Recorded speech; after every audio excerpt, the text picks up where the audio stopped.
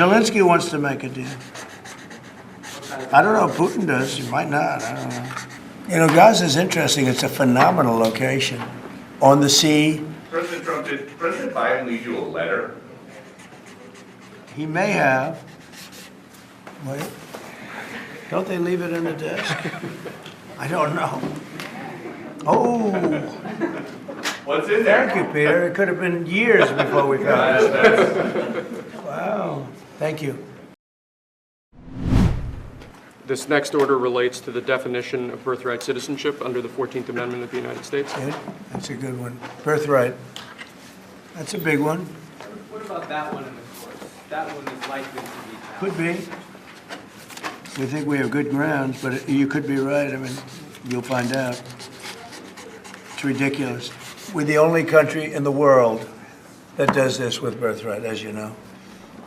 And it's just absolutely ridiculous. But, you know, we'll see. We think we have very good grounds. Sir, People have wanted to do this for decades. Sir, this is a proclamation declaring a national emergency at the southern border of the United States. That's a big one. A lot of big ones, huh? You know what that means, right? President Trump, did President Biden leave you a letter? He may have. Wait. Don't they leave it in the desk? I don't know. Oh. What's in there? Thank you, Peter. It could have been years before we found it. Wow. Thank you. What does it say on the outside? Maybe we should all read it together. Let's read it.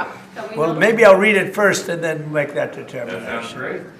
Where are you thinking on tariffs on Mexico, given these actions you're signing on the border? Well, we're thinking in terms of 25% on Mexico and Canada because they're allowing vast numbers of people. Canada's a very bad abuser also. Vast numbers of people to come in and fentanyl to come in.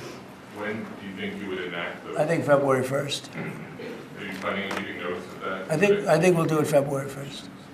25% on both, sir? Sir, On each. On each? Yeah. this is an executive order taking a large number of executive actions to secure our southern border. Okay? Sounds reasonable.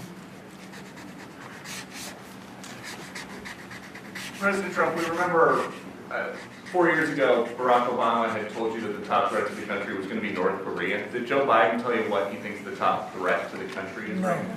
No. Why not? I think we have a lot of them. Right now, I think we have a lot. I think North Korea turned out to be good. I was very friendly with him. He liked me. I liked him. We got along very well. They thought that was a tremendous threat. Now, he is a nuclear power, but we got along. I think he'll be happy to see him coming back.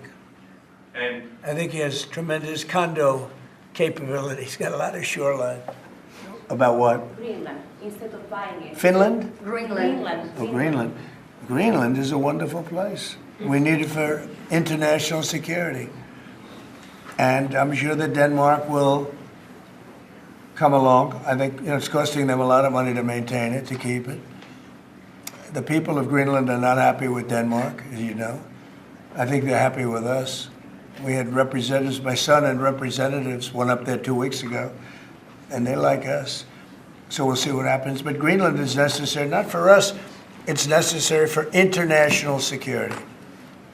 You have Russian boats all over the place. You have China boats all over the place, warships. And they can't maintain it. In other words, I think the U.S. should be entitled to get half of TikTok. And congratulations, TikTok has a good partner. And that would be worth, could be $500 billion or something. It's crazy. The numbers are crazy. But it's worthless if the president doesn't sign, then it's worthless. If the president does sign, it's worth maybe $1 trillion. They really have nothing. It's passed in Congress. It gives the president a right to make a deal or to close it. And we have 90 days to make that decision. But I could see making a deal where the U.S. gets 50% of TikTok, polices it a little bit or a lot, depends on them. There's so many different products made in China, and nobody ever complained about it. The only one they complain about is TikTok. And TikTok is largely young people. I guess I have a warm spot for TikTok that I didn't have originally. Mr. President, what was it like walking into the Oval Office this evening? Oh, what a great feeling. One of the better feelings I've ever had. I have to speak to President Putin. We're going to have to find out. He can't be thrilled. He's not doing so well. I mean, he's grinding it out, but most people thought that war would have been over in about 1 week. And now you're into 3 years, right? So he can't be thrilled. It's not making him look very good. Zelensky wants to make a deal. I don't know if Putin does. He might not. I don't know. He should make a deal. I think he's destroying Russia by not making a deal. I looked at a picture of Gaza. Gaza is like a massive demolition site. That place it's really, it's got to be rebuilt in a different way. Do you plan to help rebuilding Gaza? I might. You know, Gaza is interesting. It's a phenomenal location. On the sea, best weather. You know, everything's good. It's like some beautiful things could be done with it, but it's very interesting. But some fantastic things could be done with Gaza. If you ever had to call on one of them for advice about anything that's going on here, which one would you call? It's an interesting. Well, I thought Bill Clinton was a very good politician. I don't think he was used properly. I think they disrespected him. When Hillary was running, he came back and he said, you know, you better get up to Michigan and Wisconsin. So, but Bill Clinton he had a great political sense, I think. You looked like you were having a good conversation with President Obama at President I Carter's was. funeral. And you'd like to know what it was? Oh. Everybody. Everybody wants to know. I wouldn't want to, but we were having some crazy conversation. I was surprised that President Biden would go and pardon his whole family, because that makes him look very guilty. You know, I could have pardoned my family.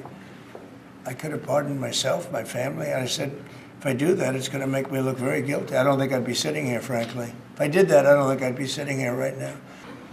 I was a little bit surprised that he did it, because it makes him look guilty. I mean, he's going to have to live with it. Now, with that being said, it's unbelievable precedent it creates for a president. But the precedent is unbelievable. Now maybe every president that leaves office, they're going to pardon every person they ever met.